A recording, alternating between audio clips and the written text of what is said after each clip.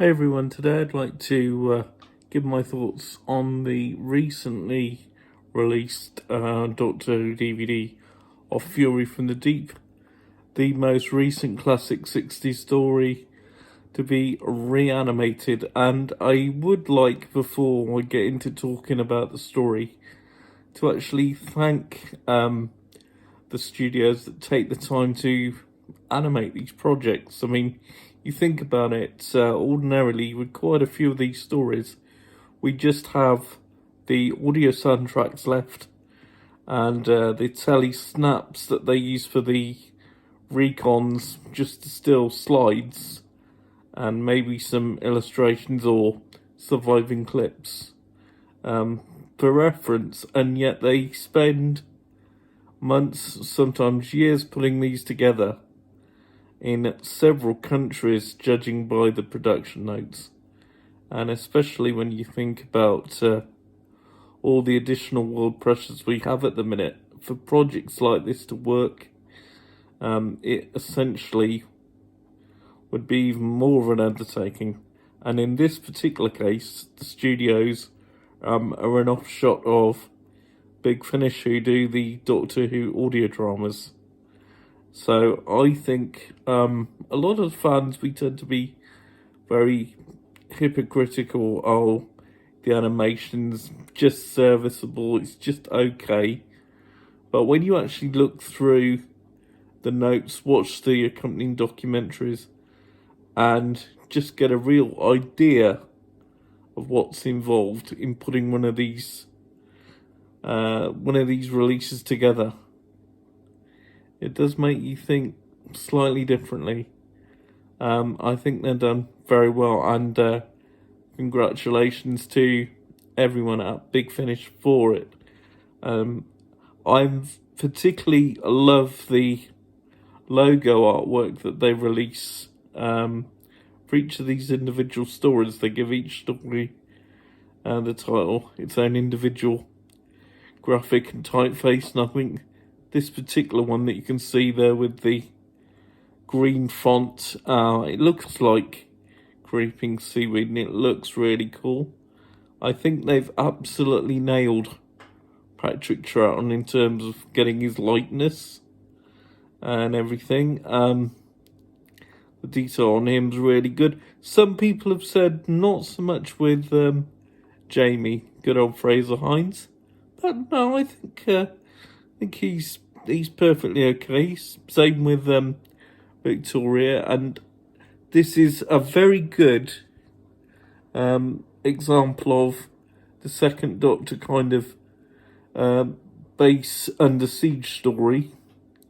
I love the fact that all the people that work on the rigs, when they are faced with this threat of intelligent seaweed of all things, that a lot of them, obviously, they don't know who is going to turn on each other, who they can trust.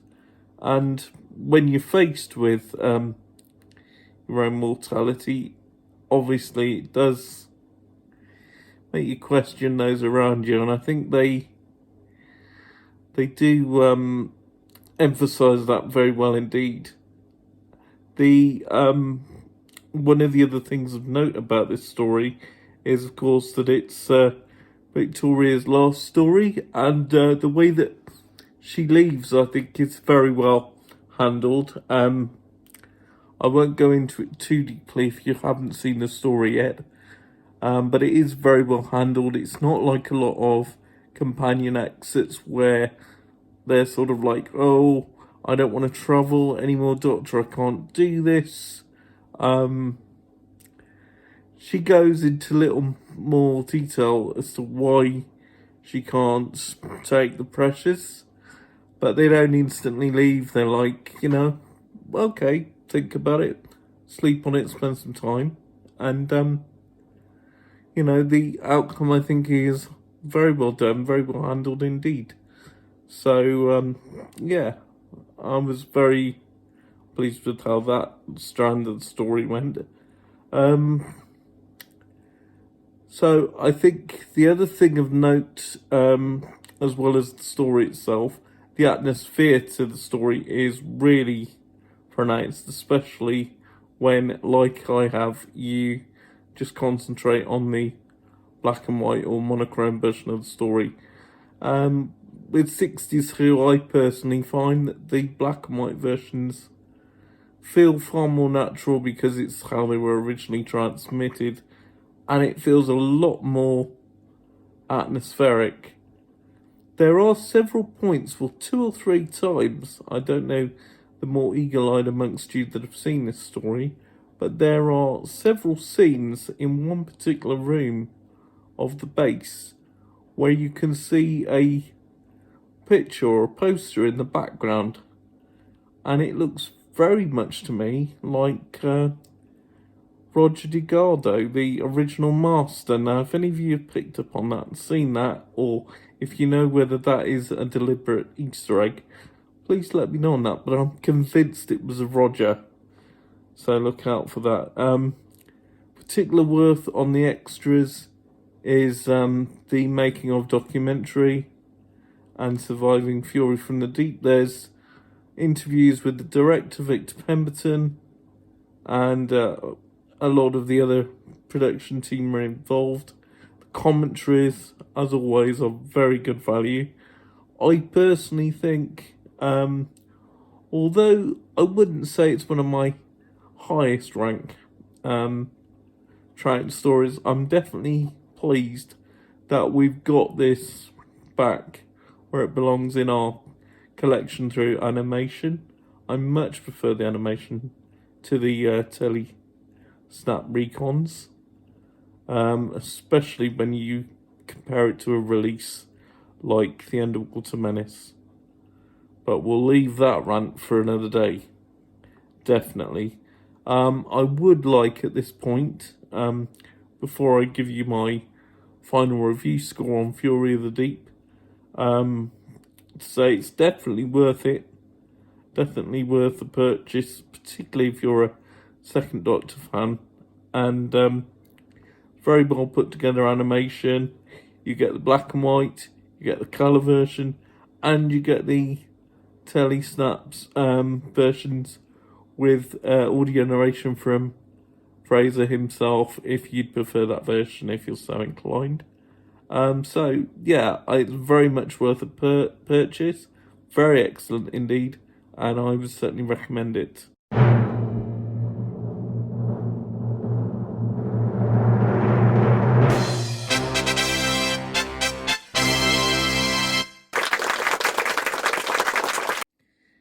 In terms of reviews next, if you're a fan of Paddington Bear, I'm going to be taking a look at the original TV series from way back in the day, well before the movies came out. So if you're a Paddington fan, grab your marmalade sarnies, and we'll be looking back at the original show on the next review. And then after that, for Simpsons fans, I'm going to be looking back at the first 4 series.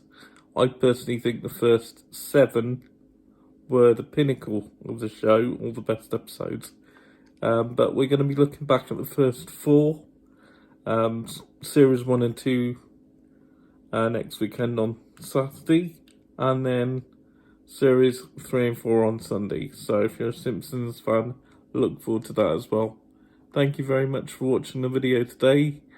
Appreciate all the comments, likes and subs and everything as normal. Thanking each and every one of you. And I will see you to celebrate Paddington very, very soon. Take care, everyone.